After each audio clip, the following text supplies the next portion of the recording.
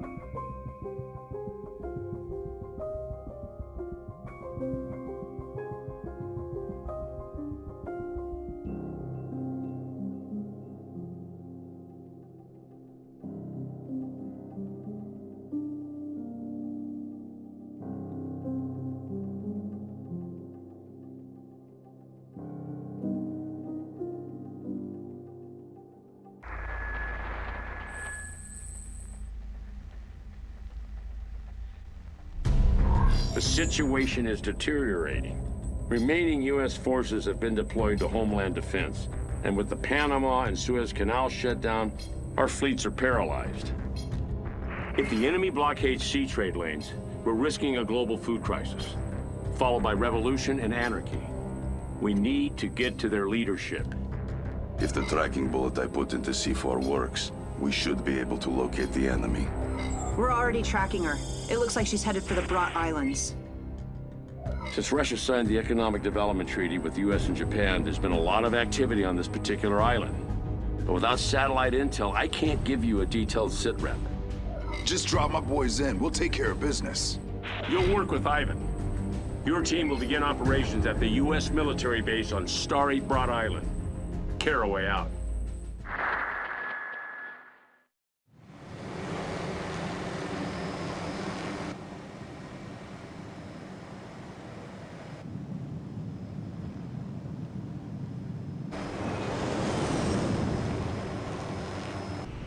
You pull a glory-hogging stunt like you did in Panama, and you might be the one man left behind.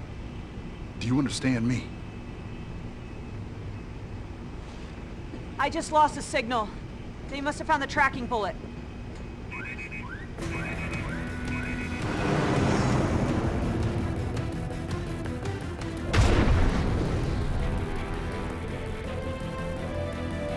Sam fire incoming!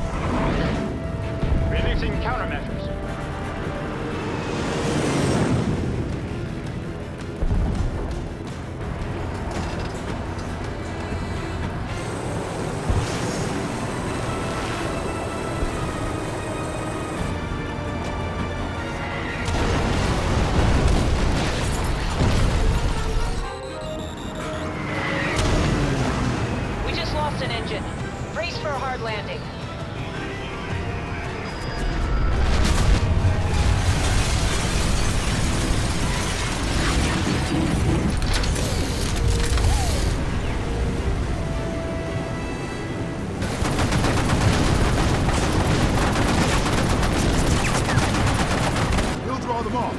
the Russian man's post.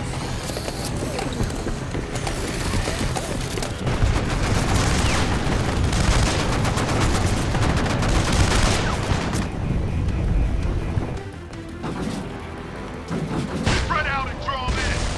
Shit! How many are there? Get that lab! Support Delta and take out those vehicles. Here they come. Job. Okay. Hold on, ammo! Only number that counts is how many we take with us.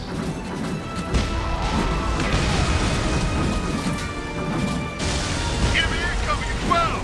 LAVs! LAVs? How'd they get those? Don't get caught in the blast radius!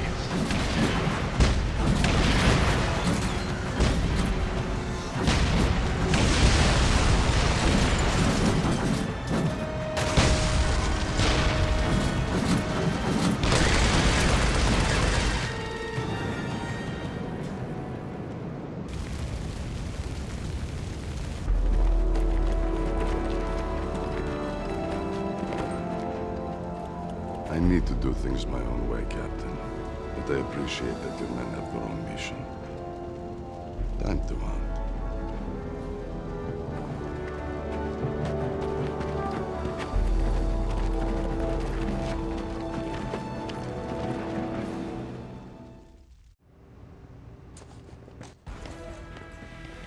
This base is critical for U.S. air operations in the Far East. Orders are to clear hostiles and lock it down ASAP.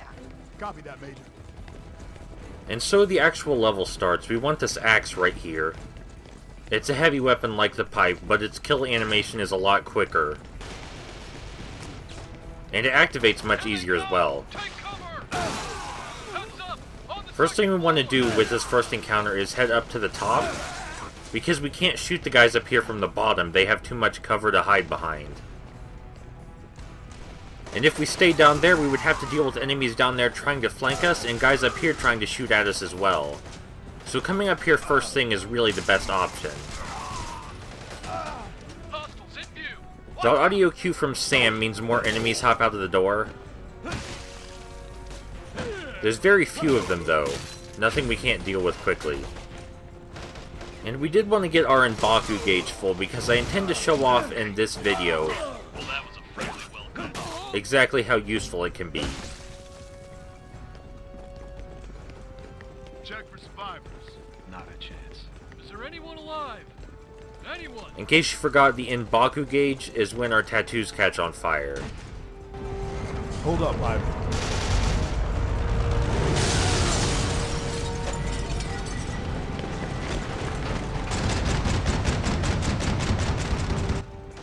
First thing we want to do is grab the rocket launcher over here, because trying to take out this tank with anything else is a huge waste of your time. Now the tank's not the real issue in this room, it's the other enemies. They hide in corners of the room away from you, so you can't snipe at them from up here. You can get a few, but not the majority. So whether we like it or not, we have to go down there, and taking the stairs will just give them plenty of time to see us coming. So fuck that.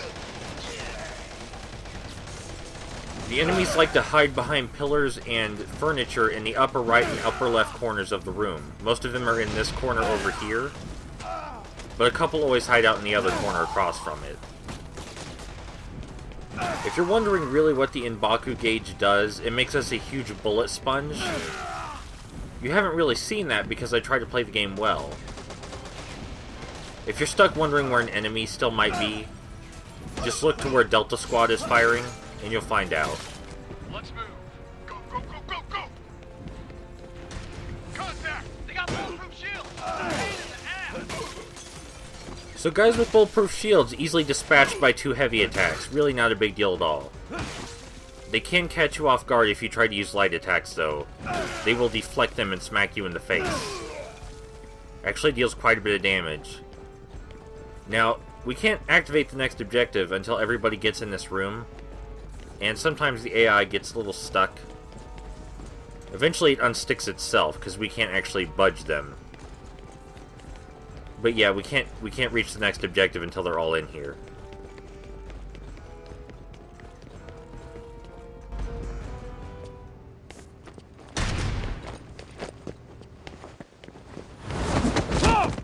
Shit!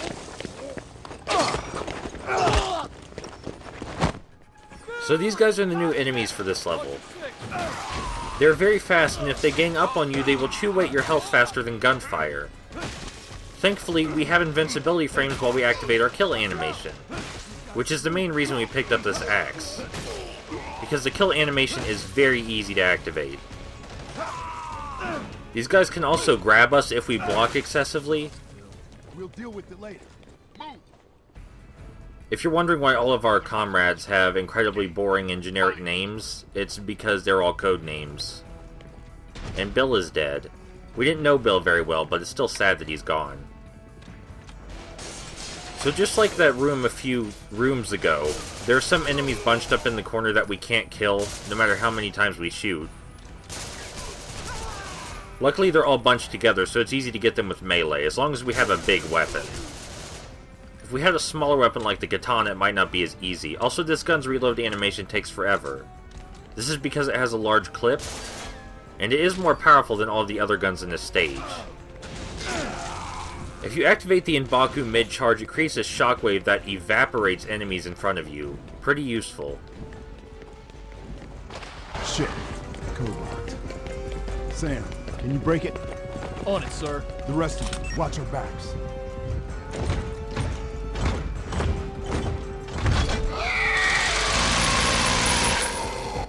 That guy might seem threatening, but as long as we avoid the main hallway, we'll be fine. You might have noticed our M'Baku carried over through the cutscene, which is pretty useful. We really want to kill all the guys in the hallway before we take on the big guy, because otherwise they'll sneak up on us while we try that. The big guy really is not the issue here, it's all of his goons. The thing about the normal enemies in this area is that there is way more of them than you would think. It's easy to get caught off guard. Oh hell yes, kukri daggers. Not all enemies drop weapons, but when they do drop them, I love to pick them up. Now, we don't want to use the rocket launcher on this big guy. The reload animation is way too slow, and it fires way too slow as well. What we want to do is unload a clip of this, and he'll die in like 5 seconds. Yep. It only takes like a half a clip from that assault rifle to kill him. I feel like people who had trouble with that enemy were probably trying to use the rocket launcher, and I don't blame them. Also, these kukri daggers are really awesome. They're the fastest weapon in the game, I believe. They don't quite have as much force. It's harder to clear out a big group of enemies with them, but it's easy to switch between multiple enemies and slice through them. Trying to tackle this room with melee is a bad idea, but also we don't want to move up too much because a lot of the cover has holes in it.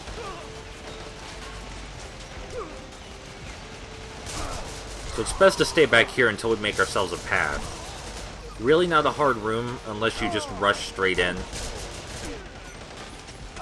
There's a big guy in the back over there, but we already learned that he's no problem if we use this gun we already have. So if you were starting to think that the guns don't make a difference, they definitely do. This one is much more powerful than any of the other guns in this stage. Makes dealing with these guys a lot easier. Which is how I think they intended you to take him out.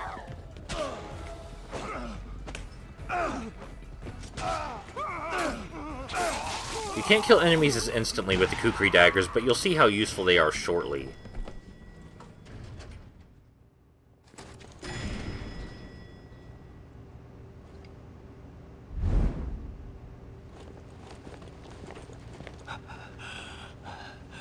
Captain, he's still alive. Watch it, he could be wired. Nick!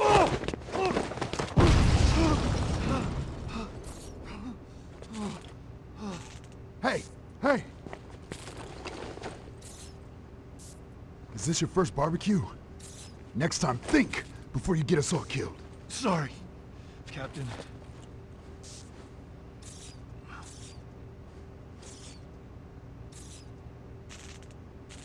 Traitor.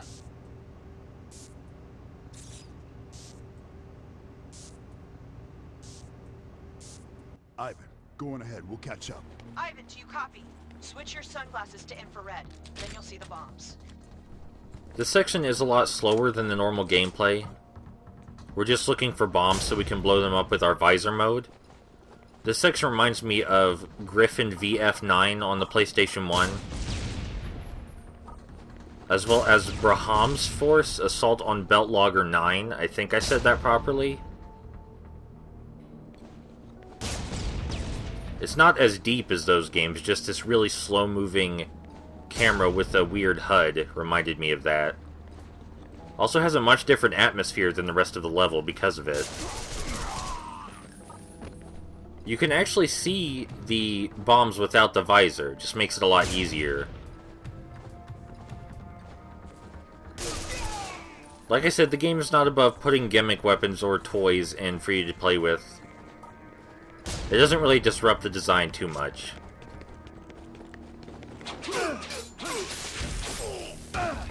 If we had the fire axe, we could have killed both of those guys with one swing. No, don't open the door yet. We could have killed both of those guys in one swing with the fire axe, but like I said, you'll see how useful these are very shortly. Ivan, advance through the warehouse and then through the office building. When you reach the fuel depot, cut through it and head for the parking lot. Alpha team will join you there. Yes, here's exactly when we will see how useful they are.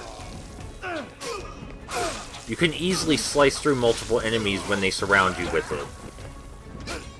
It's really only useful in direct melee combat, but look at this, we're absolutely tearing them apart.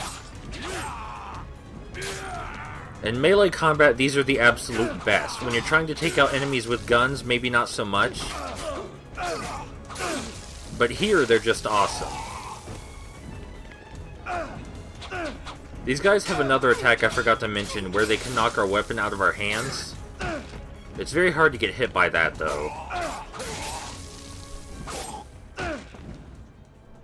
These knives feel so good to use. It makes it feel like you're actually... Oh, this guy right here has a brilliant plan. He's waiting for us with a rocket launcher, but he can't shoot us through this grating. Maybe he should have thought that plan out a little better. The enemies can and will blow themselves up with rockets. It's just pure luck that he didn't. You might want to just slide right in here. No, that's a terrible idea. Now I memorized where all these sections are. You never fall for this trick twice. But they do keep placing these bombs in increasingly less suspicious locations. It can result in cheap deaths, especially the last few. The last few in the stage, I mean, not the last few here. We don't want to round the corner right here, because that one sets off a chain of explosions that will harm us if we do. But I'm not a particular fan of these sections. I don't really mind, though, because they take under, like, 3 minutes total.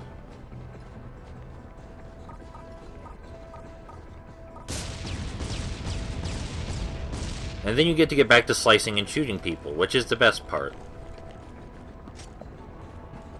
You're almost there. The way leads you to a big parking area. We're there. Now, you don't want to jump down here just yet. It can be easy to just run down there and not see the enemies at first, but there's 3 enemies down there waiting for us. And it's much easier to kill them this way. Of course I had to shoehorn that in, though. We can't go without that. This place may look somewhat maze-like, but it's really not. The way to progress is always obvious. You may want to try and draw out the melee enemies like I did here, but that's not how you should go about things. And there's a reason for that. These new enemies with the kukri knives drop down right out of the sky on top of you when you least expect it. So you do want to stay as far back as possible and take out the enemies with guns first. Because the kukri enemies only drop down after you reach a certain point.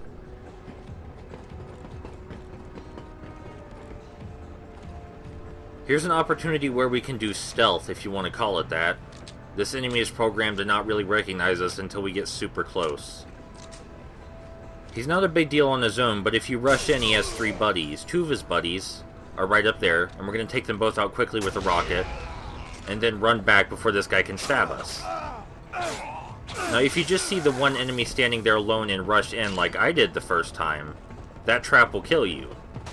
As it should.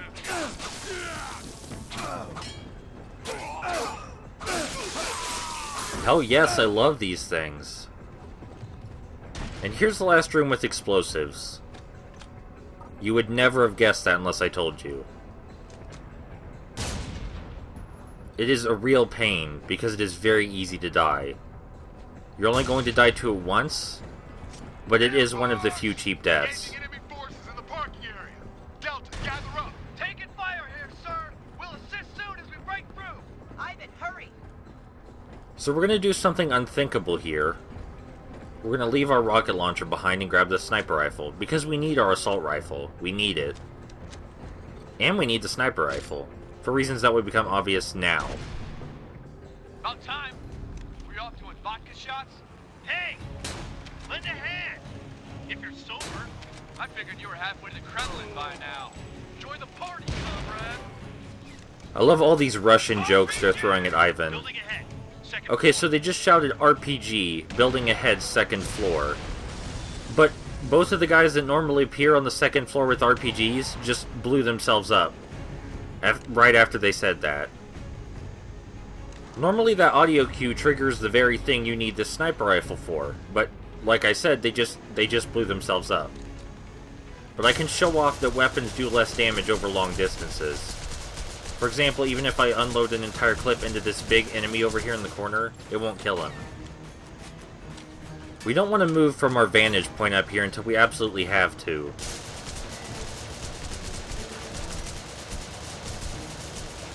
You might think I'm wasting ammunition, but there is a box with infinite ammo right here. Right down here. So it's not a big deal. Now all these cars we can potentially use as cover will blow up and kill us. We gotta keep that in mind. The reason I came down here is because there are always some stragglers. Guys you can't really see from up there. So you need to come down here and get close and personal. And remember, if you're ever unsure where an enemy is hiding, just look at where Delta Force is firing. The enemies are much better at taking cover in this level, but that also means they have to do hide and seek sometimes. Like right now.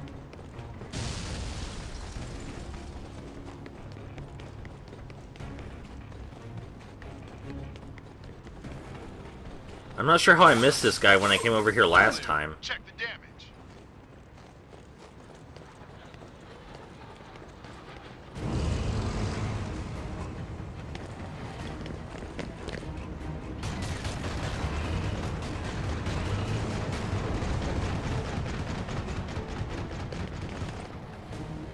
Fuck me, where are they hiding these guys?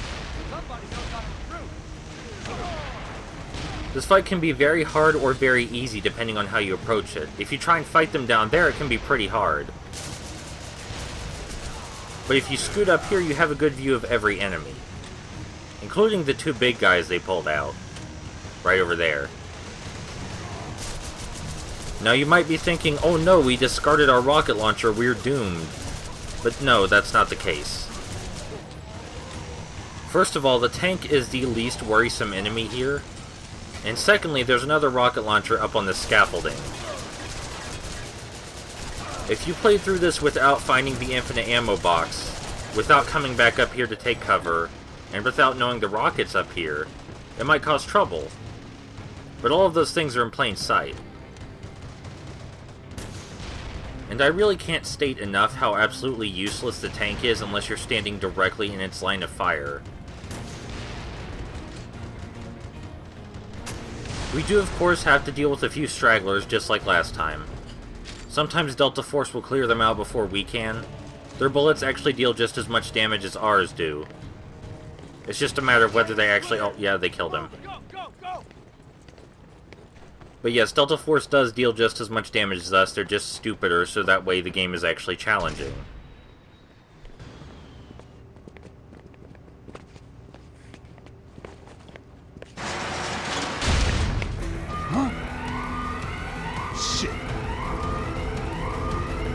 tracked. Run!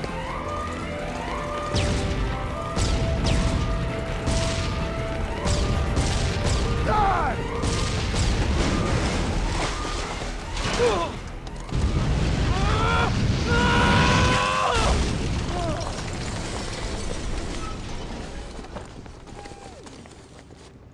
Okay, watch for traps. I swear Sam switches voice actors like 6 times. I swear.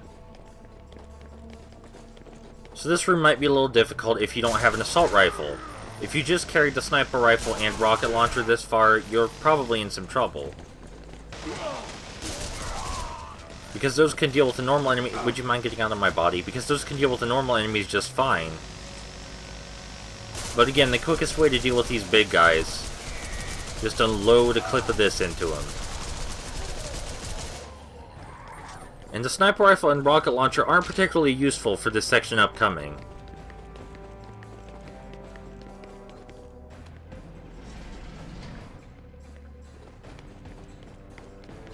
Big area with lots of enemies with guns. We're gonna draw out the melee enemy first, though. One of these guys wasn't even a melee enemy. He just decided to rush at us anyway. At least I'm pretty sure he wasn't. It can be really easy to get yourself killed here. Even though there's very few enemies, they're all in a more advantageous position than you. That explosive barrel definitely helps even things up, though. So some of the enemies can actually drop down to different levels, like this guy did. I'm not sure why he did that, since he was much better off sniping at me, but whatever, it was his choice. Now, normally, you want to be careful and slow through this area, but we have our M'Baku gauge full again. So, fuck that. There are a whole lot of enemies back here, way more than there appear to be. Thankfully, our M'Baku gauge lasts quite a while. And we just somehow blew up an explosive barrel with our knives, so that helps too.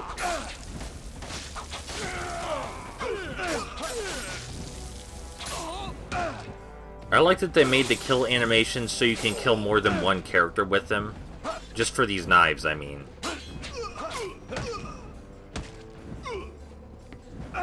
We're sticking with these knives for the rest of the level, especially the boss. There's an explosive barrel right there.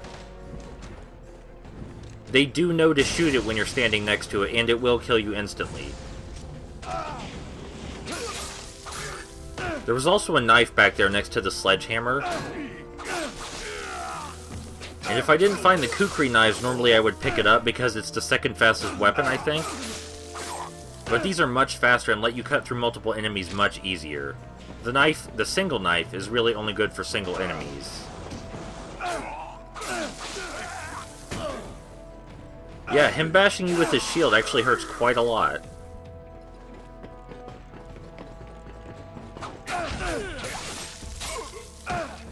We're almost to the end of the stage, but it's really easy to die right here.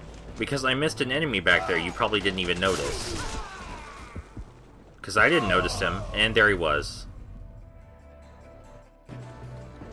We're gonna get him this time, though. Now, you really don't want to do what I did. You want to trigger the enemies first, and then stay back here and shoot at them. It's much safer. You can melee them successfully, but they're spread far enough apart that it could be difficult. Somehow that guy took a rocket right next to his head and just kind of tumbled a little. I admire his tenacity. This reload animation really is super long, but it's the strongest gun in the level, so it makes up for it. Here's another explosive barrel. The enemies will shoot it if you stand next to it. Or take cover next to it in this case. This last hallway is no big deal. Just stay behind cover at all times while you shoot.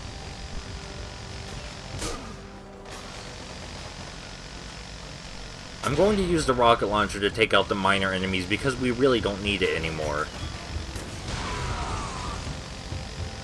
We actually don't need any of our guns for this upcoming boss fight. I love this boss fight we're about to face, and I find it to be incredibly underrated. There's some tomahawks right here, and if we didn't have the kukri knives, I would grab those. But we have the kukri knives.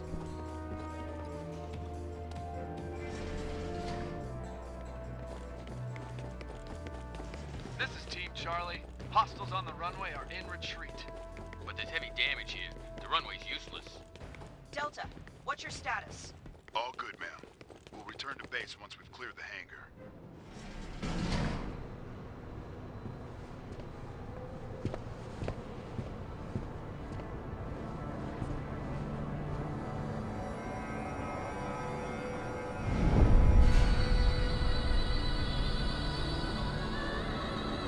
Is this what you've become, Ivan? I taught you to fight with your hands. And there you are, a gunslinger, a killer without a soul. Your wealthy masters offer aid to the poor of Africa and Asia, and then take their resources. Are you blind to the suffering?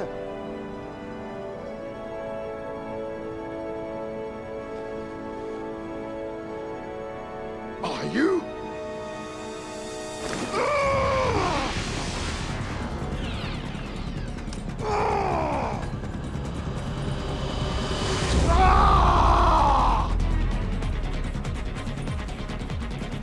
Are you deaf to the cries of the starving?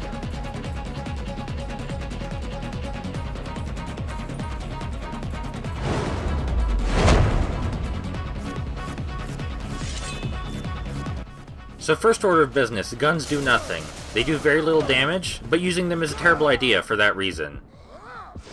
So this guy is one of my favorite bosses in an action video game ever. He's basically an upgraded version of the kukri knife soldiers. He's very fast. Like, incredibly fast. And he has a lot of combos that he can chain together in any order. And he chains them together so fast it might appear that it's impossible to find out which he's going to do next. But if you pay really close attention, you notice where combos begin and end, and when he's vulnerable. It's just a matter of striking at just the right time.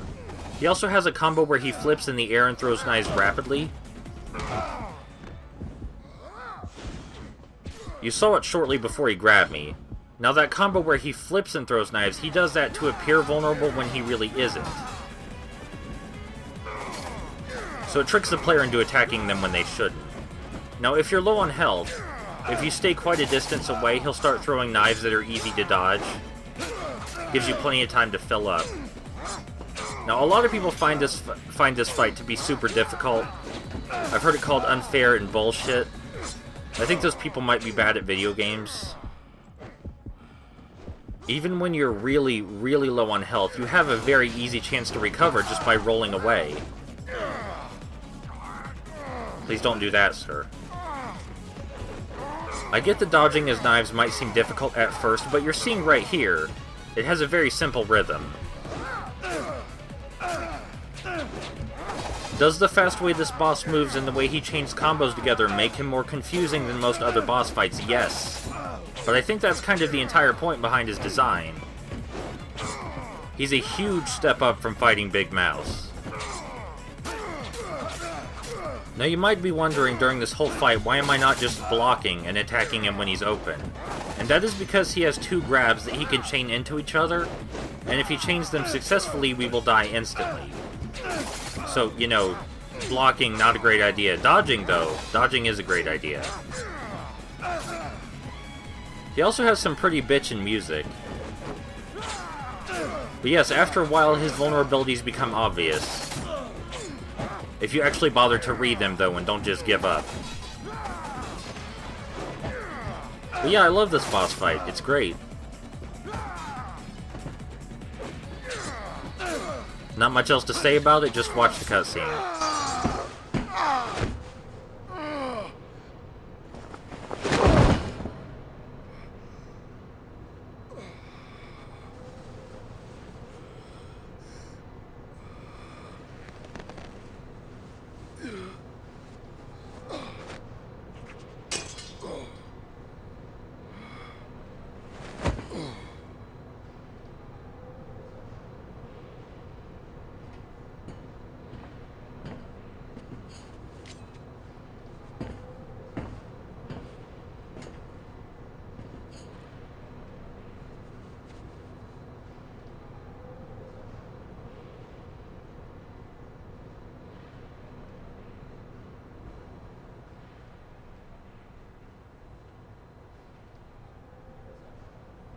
Ivan, I'm gonna stay here and lend support with the IF drone, but with the satellites down, it has limited range. Look for the central hospital located in Plot City. It's a lab research facility hidden under the hospital. You'll find what you're looking for there,